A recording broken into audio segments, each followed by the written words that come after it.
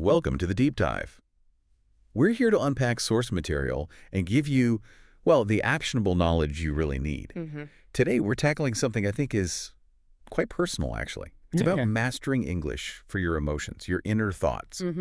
We've looked at the research you brought, and there's this pattern, right? So many intermediate learners, they get good at the functional stuff.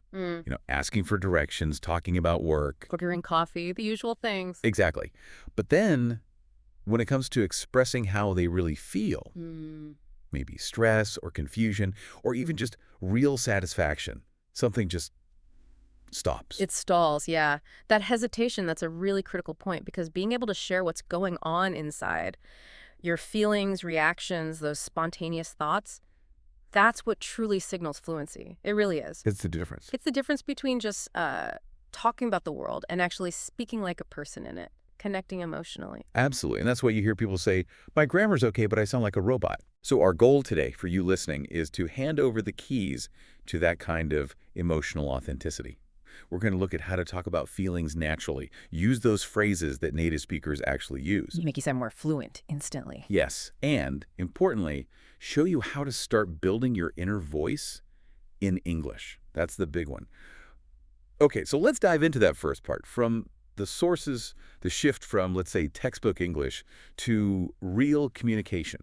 Why is it so tough for learners, especially when they hit that intermediate stage, to let go of the simple, safe phrases? Well, I think it's partly linguistic, partly psychological.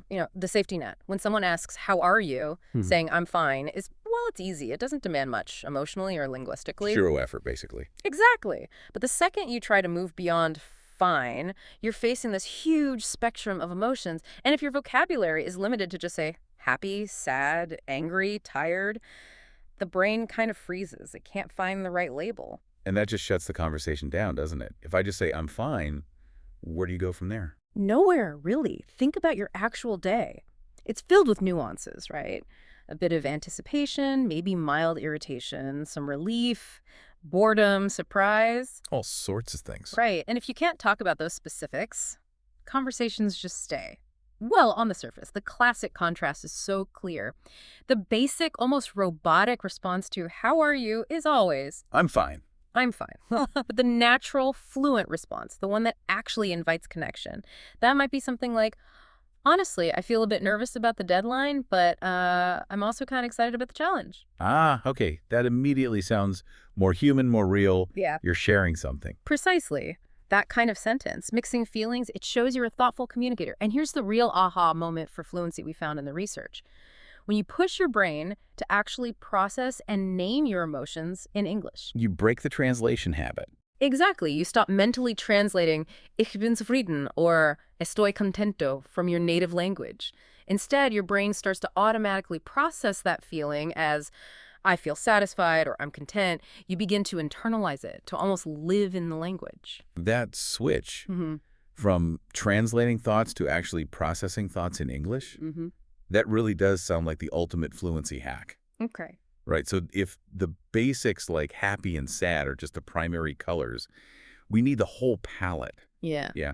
To paint a picture of real human experience, we need those nuances. Absolutely. So let's look at the vocabulary. The sources highlight the words that take us beyond the absolute basics and give us that emotional precision. Yeah, and what's interesting is how native speakers often instinctively reach for the more specific word. If we look at the positive spectrum, sure, happy works, but it can feel a bit weak sometimes. A bit generic. Totally. If you achieve something significant, you might feel thrilled or even ecstatic. That conveys real excitement. Or if someone does something kind, you feel grateful, not just, good. And even something subtle like, oh, I'm in a good mood today. It sounds so much more natural and conversational than just, I'm happy. It does. It's lighter. Now, what about the spectrum of uncertainty and confusion? This seems to be a big gap for many learners. Yeah, the I don't know trap. Right. Saying I don't know can sometimes feel like a dead end, but phrases like, I'm a bit confused about the next step, or if you have too much to do, wow, this is overwhelming, these are much better. They describe the situation or your state, not just a lack of knowledge. That makes sense. Okay. And the negative spectrum, moving beyond just angry or bad. So here we get into everyday feelings. Instead of a generic angry, maybe you're frustrated because something's blocking you, or upset if you're feeling some mild distress. A bit down. Yeah, and crucially, there's anxious, which is usually about worry for the future, distinguishing it from present anger. And that feeling of being excluded, you feel left out. These words really pinpoint the specific texture of the negative feeling. So if I say, ugh, I'm so frustrated with this software update, you get a clearer picture than if I just said, I'm angry. Exactly. The language becomes a sharper lens. And then, of course, for strong emotions, we dial up the intensity. If you're really past frustration, you might be furious or something deeply bothers you. You could say, I'm offended or I'm outraged. These stronger words signal that this isn't a minor irritation. Got it. Signals the seriousness. Okay, we've talked about the words for talking to others, but now let's shift inside to that internal monologue, the inner voice. The sources really emphasize that training this internal chatter in English is maybe the fastest route to better fluency. Why is that specific practice so effective? Well, the efficiency is just huge. You get hours of practice daily without needing anyone else or a class or even setting aside study time. Right, true, it's constant. And you're using the most authentic input possible. Yeah. Your own real-time thoughts and feelings. Textbooks just can't replicate that jolt of realizing you're late and having the thought, oh no, I'm going to miss my train. Just pop into your head in English. That's a really powerful way to think about it. Okay, but it might sound a bit weird to some people, deliberately talking to yourself all day. How do you actually start doing this without feeling, well, a bit silly? Yeah, it can feel strange at first. The sources suggest 3 really practical techniques. The first one is super accessible. Just narrate your feelings during the day. Like a running commentary. Sort of, yeah. Actively putting a label on moments. You finish a tough task and you consciously think, okay, I feel relieved that's done. Or before a presentation, you acknowledge, right, I'm nervous, but this is a good chance. You're just noticing and naming. Okay, so training that spontaneous self-talk muscle. And the second method connects this more directly to when emotions are high. Yes, exactly. Method 2 is talk to yourself when you're emotional. This is about using English to actually manage your feelings in the moment. How so? Like, if you feel yourself getting annoyed, you use English to coach yourself. Okay, deep breath. I'm really irritated right now. But getting angry won't help. Or if something great happens, celebrate it internally in English. Wow, this is amazing. I feel so happy, grateful, proud right now. By doing that, English becomes linked to your actual emotional processing. Right, weaving it into your emotional core. And for more reflection, the sources suggest journaling in English about your emotions sounds a bit more structured. It is, and it's really helpful. Just 5 minutes maybe before bed. Write down how you felt during the day and try to figure out why. Like, I felt exhausted this afternoon, but when my friend called, I suddenly felt energized and cheerful again.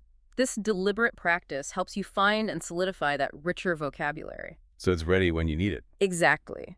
The payoff over time is that those core emotional thoughts start bypassing translation altogether. They just emerge in English. Okay, let's get practical now with authentic conversation. We've got the nuanced words, the what. But now we need the how. The sources mention native speakers often use physical descriptions or metaphors, not just direct statements like, I am nervous. Why is that? Yeah, this is where we get into the shortcuts of natural language. Sometimes just stating the emotion, like I am sad, can feel a bit flat, a bit blunt. A bit sterile, yeah. Right. So authentic emotional talk often leans on physical descriptions, metaphors, and idioms, because these connect to immediate, relatable experiences. Take nervousness or fear. People often describe the physical feelings because anxiety is physical. So instead of just, I'm nervous, you hear, wow, my heart is racing, or I'm feeling a bit shaky. Ah, like you can almost feel it yourself. Exactly. It gives the listener a physical reference. Or describing a situation as making you feel uneasy, it's a more subtle way to signal discomfort. That makes total sense. Okay, what about disappointment or sadness? That feels like where the language gets really metaphorical. It really does. We often talk about weight, don't we? When you're sad, you might say, I feel a bit down today. Or if it's deeper, my heart feels heavy. It's a metaphor, but it resonates because deep sadness can feel like a weight. Yeah, you feel weighed down. Precisely. And phrases like, oof, this hurts more than I expected, convey that depth without just saying, I'm very sad. And for anger, you mentioned idioms and setting boundaries. Yeah, anger often comes out in idioms about limits being reached, like, I'm losing my patience, or the classic, that really pushed my buttons. They're efficient ways to signal irritation building up. Right. And that reflective piece is key, too. Okay, I need to take a breath before I say something I regret. Using that phrase itself shows emotional intelligence in English. It's functional. So, pulling this all together, What does this mean for actual conversations? It feels like it shifts things from just swapping facts to actually building a connection. Let's look at that dialogue example the source provided. Right. Compare the really basic exchange. A, hi, how are you? B, I'm fine. End of story. Yeah, very surface level. No, the more authentic version, using the stuff we just talked about. A, how are you doing today? B, honestly, I'm feeling a bit shaky. I've got this huge presentation tomorrow, and my heart is racing just thinking about it. See? B uses specific physical language, shaky, heart is racing. That gives A something real to respond to. A can't just say, okay. A naturally responds with empathy. Oh, wow, I totally get that. Presentations can be so nerve-wracking. Do you feel pretty prepared? And boom, you have a real conversation going. Exactly. That emotional honesty opens the door. It leads to deeper interaction. And actually, it builds confidence, too, because you're communicating effectively. Yeah. Hashtag, tag, tag, check, outro. So I guess the big takeaway here, the final synthesis, is that real fluency. It's not just about passing grammar tests or knowing lists of words. It's really about being able to communicate your heart and your mind. When you start being able to talk about your feelings, your reactions, those deeper thoughts in English, you stop just exchanging information. You start actually connecting with people. Yeah, you move beyond sounding like a textbook, you connect more deeply, and you're actually solidifying your English constantly through that internal practice we talked about. So, quick recap for you to take away. First, really work on expanding that emotional vocabulary, get the nuances beyond just happy or sad. Go beyond the basics. Second, actively practice using your inner voice. Think and talk to yourself in English, especially about feelings, every single day. Third, pay attention to how native speakers express feelings, the metaphors, the physical descriptions. Notice those patterns. And finally, just be willing to express feelings honestly in conversations. That vulnerability, that's often the gateway to much better, more real dialogues. Okay, and now for your challenge, something to think about this week. We want you to try the emotional reflection exercise. Right now or later today, think about the most significant emotional moment you had. Could be good, could be bad, doesn't matter. And your task is to articulate it, maybe say it out loud, or just write it down using that more descriptive, nuanced language we've discussed. Ask yourself, in English, what actually happened? How specifically did I feel? Try to use a word beyond the basics. And why did I feel that way? Yeah, maybe use this model as a guide. Okay, today my boss suddenly dropped extra work on me. I felt instantly frustrated because my plate was already full. I felt overwhelmed. I really wanted to push back, but I kind of just processed my annoyance internally. Next time, I'll try to voice my limits more clearly, maybe without getting flustered. Exactly. That commitment to really processing your inner world in English, that's where true mastery starts to build. So give it a try today. Start finding that voice.